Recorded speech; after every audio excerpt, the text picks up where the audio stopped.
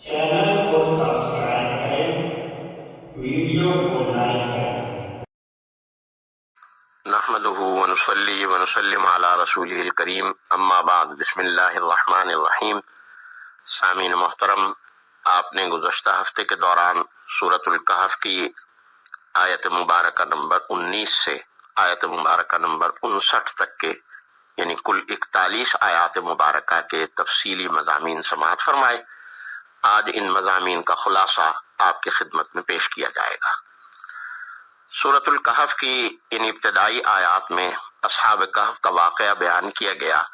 और असहाब कहफ के इस वाक़े को बयान करते हुए जिन आयात से हमारी नशिस्तों का आगाज हुआ था, उन आयात में हक़ ताला जल्ल शानहू ने ये बात बयान फरमाई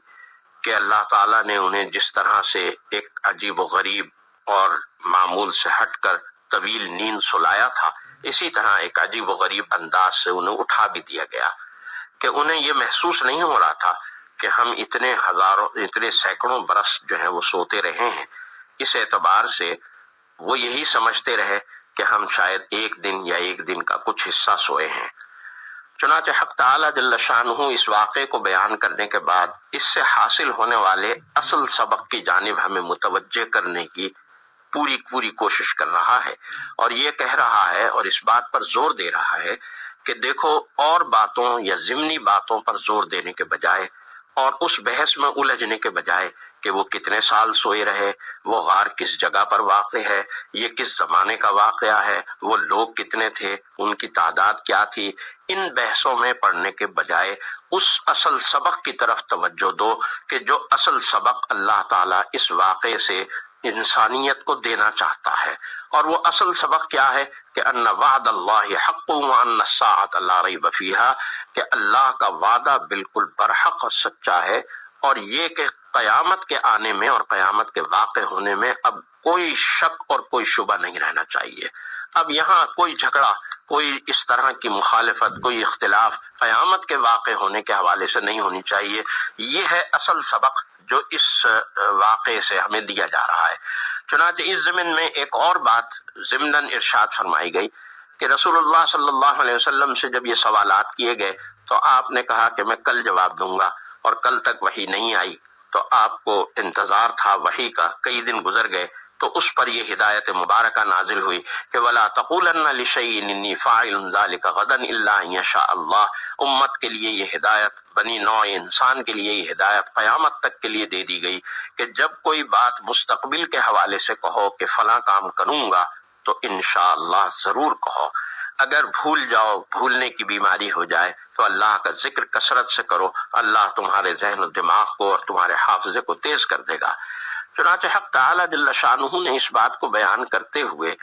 कुरान करीम की हक़ानियत, कुरान करीम की कानूनी हैसियत, तशरीई हैसियत और हुज्जियत को भी बयान किया कि यह कुरान अल्लाह का कलाम है और अल्लाह का कलाम होने का मतलब यह है कि ला मुबद्दिल लिकलिमाती, कि इन कलिमात को कोई तब्दील नहीं कर सकता। क़यामत तक ये कलिमात इसी तरह रहेंगे और ये तारीख इस बात की गवाह है कि बहुत से लोगों ने बहुत कोशिशें की इस कलाम में तब्दीली पैदा करने की, इसमें तहरीफ करने की, लेकिन सब नाकाम हुए और अल्लाह का कलाम उसी तरह उन्हीं हरूफ के साथ, उन्हीं अल्फाज के साथ, उन्हीं जेर ज़बर पेश के साथ आज भी मौजूद है। हत्ता कि उसको पढ़ने का वही तरीका आज भी मुरव्वज है कि जिस तरीके पर नबी करीम सल्लल्लाहु अलैहि वसल्लम ने सहाबा को ये कुरान पढ़ना सिखाया था, और वो तरीका था कि जिस तरीके पर जिब्रील अमीन ने अल्लाह की हिदायत की रोशनी में कुरान करीम आप पर नाजिल किया था और आपके सामने तिलावत किया था। इस बात को बयान करते हुए हक़ ताला जल्ल शानहू ने दो दोस्तों की मिसाल भी पेश की।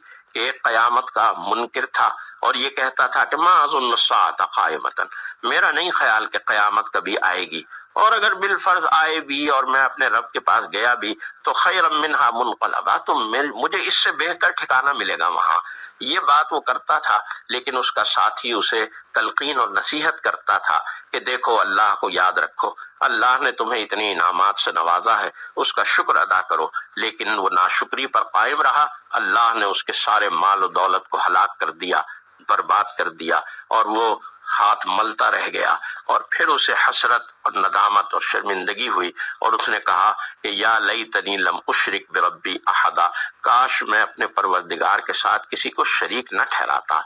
گویا یہ سبق دے دیا گیا کہ اللہ تعالیٰ دنیا میں انعامات دیتا ہے، دنیا میں مال و دولت بھی دیتا ہے، دنیا میں انسان کو اللہ تعالیٰ ذہن و دماغ اور ذہنی اور علمی اور تحقیقی صلاحیتیں بھی دیتا ہے، لیکن یہ سب کچھ اللہ کی عطا ہوتا ہے، اور اسے ہمیشہ اللہ کی عطا ہی سمجھنا چاہیے، اللہ ہی کی طرف سے ایک عطا سمجھنی چاہیے۔ اس پر کبھی غرور اور تکبر کے اندر، کبھی گھمنڈ اور اطراحت کے اندر مبتلا نہیں ہونا چاہیے۔ جب انسان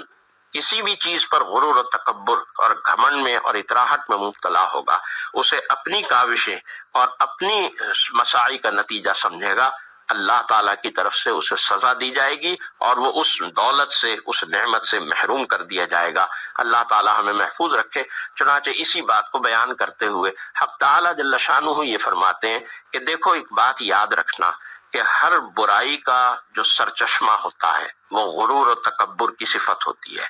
جب انسان غرور و تکبر کی صفت میں مبتلا ہو جاتا ہے تو پھر وہ کسی نافرمانی سے بچنا اس کے لیے ممکن نہیں رہتا، لیکن اگر اس کے اندر تواضع ہو اور تواضع کے ساتھ وہ کام کو کرنے والا ہو تو خیر اور بھلائی اس کو حاصل ہوتی رہتی ہے۔ چنانچہ ہمارے سامنے ایک طرف آدم کا نمونہ ہے کہ اللہ نے آدم کو جو کہا آدم نے وہ کیا، حوا کو جو کہا حوا نے وہ کیا علیہم السلام، لیکن ابلیس کو جب اللہ نے سجدے کا حکم دیا اس نے سجدہ کرنے سے انکار کیا اور اللہ کی نافرمانی کی، اللہ کے سامنے غرور و تکبر کا مظاہرہ کیا، انسان کا دشمن بن گیا۔ تو اللہ تعالیٰ یہ بات بتلا رہا ہے کہ دیکھو اللہ نے تو تمہیں اعزاز و اکرام دیا، وَلَقَدْ كَرَّمْنَا بَنِي آدَمَ وَحَمَلْنَاهُمْ فِي الْبَرِّ وَالْبَحْرِ، دنیا کو تمہاری خدمت، کائنات کو تمہاری خدمت کے لیے لگا دیا، لیکن پھر بھی تم مجھے چھوڑ کر شیطان جو تمہارا ابدی دشمن ہے، ازلی دشمن ہے، اس کو تم اپنا دوست بناتے ہو۔ یہ کتنے ظلم کی بات ہے، اور اس ظلم کے اندر جو مبتلا ہوگا وہ ہدایت کبھی نہیں پائے گا۔ جو اللہ کو اور اللہ کے رسول کو چھوڑ کر اپنی دوستی شیطان اور اس کی ذریت سے